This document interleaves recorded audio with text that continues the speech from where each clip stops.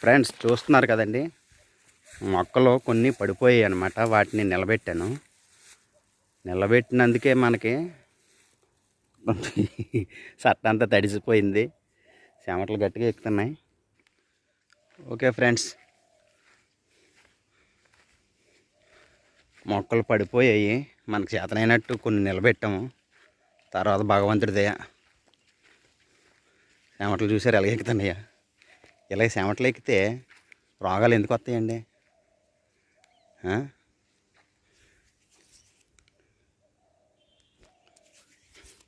ఇలాగ చెమటలు ఎక్కి ఇలాగ పనిచేస్తే రోగాలు ఎందుకు వస్తాయి చెప్పండి. సో ఫ్యాన్లు, ఏసీలు, వ్యవసాయాలు మానేసాము.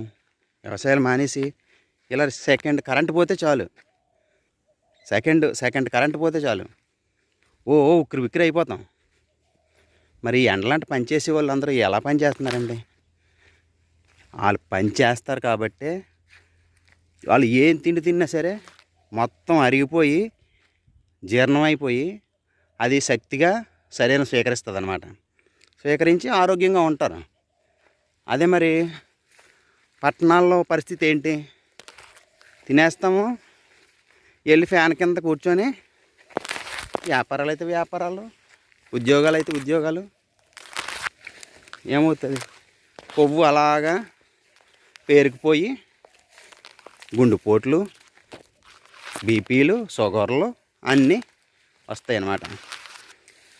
ఏదైనా వ్యవసాయం చేసుకుంటేనే మంచిదండి.